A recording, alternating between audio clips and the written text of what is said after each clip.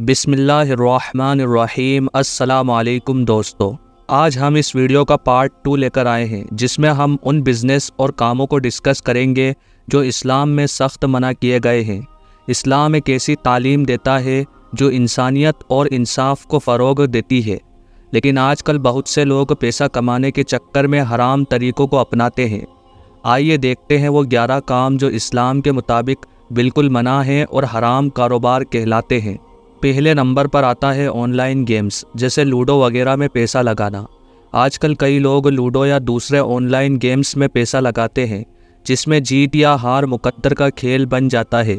اسلام میں ہر وہ کام جو قسمت کے اوپر چھوڑ دیا جائے اور جس میں پیسہ خطرے میں ڈالنا ہو، جیسے گیمبلنگ یا جوا، بالکل حرام ہے۔ قرآن اور حدیث دونوں ہی جوا اور اس طرح کے گیمز کو شیطانی عمل قرار دیتا ہے۔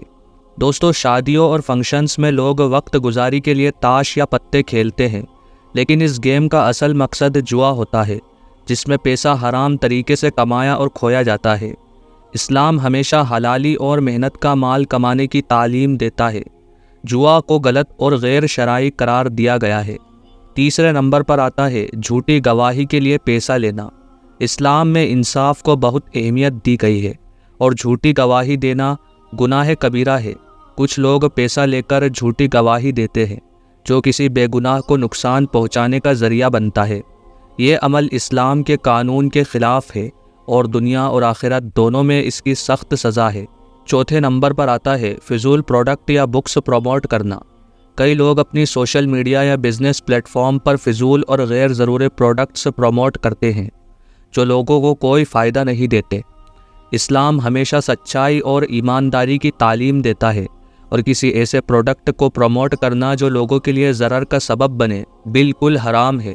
نمبر 5 پر آتا ہے سگریٹ، گٹکا اور نقصان دہ پروڈکٹ کا کاروبار۔ دوستو، اسلام ہمیشہ صحت کو پہلی اہمیت دیتا ہے۔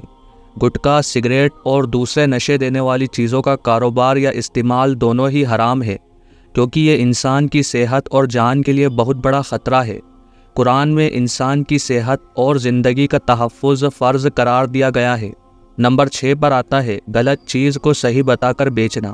ایک اور بڑا غلط عمل جو اسلام میں حرام ہے وہ ہے کسی چیز کا عیب چھپانا اور اسے بیچ دینا۔ جو لوگ اپنے پروڈکٹ کے اصلی فالٹ کو چھپاتے ہیں اور لوگوں کو دھوکہ دیتے ہیں وہ حرام طریقے سے پیسہ کماتے ہیں۔ اسلام میں ایمانداری اور وقار سے کاروبار کرنا ضروری ہے۔ نمبر 7 پر آتا ہے فیک لیبل لگا کر پروڈکٹ بیچنا۔ کچھ لوگ اپنے پروڈکٹ پر جھوٹے لیبل لگا کر انہیں برانڈڈ پروڈکٹ دکھاتے ہیں۔ یہ ایک دھوکہ ہے اور بالکل حرام ہے۔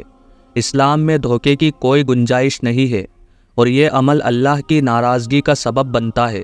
نمبر 8 پر آتا ہے کسی کی سپاری لینا یا بے گناہوں کا قتل کرنا۔ کسی کی سپاری لینا یا پیسوں کے لیے بے گناہ انسان کا قتل کرنا اسلام میں سب سے بڑا گناہ ہے۔ قرآن اور حدیث میں قتل کو انسانیت کا دشمن اور ظلم قرار دیا گیا ہے۔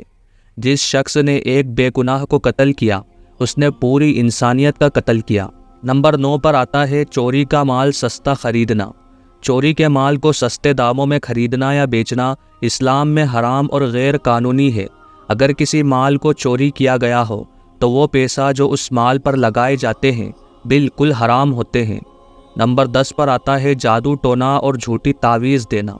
جادو ٹونا یا جھوٹی تعویذ بنا کر لوگوں کو دھوکہ دینا ایک بڑا حرام کام ہے۔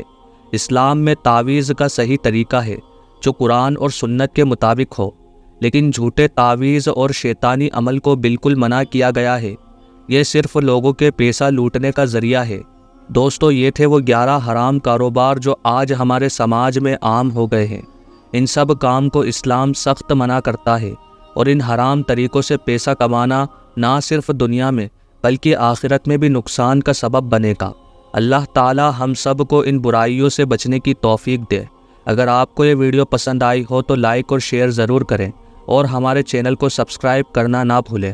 اللہ تبارک و تعالی آپ کا اور ہمارا حامی اور مددگار ہو، آمین۔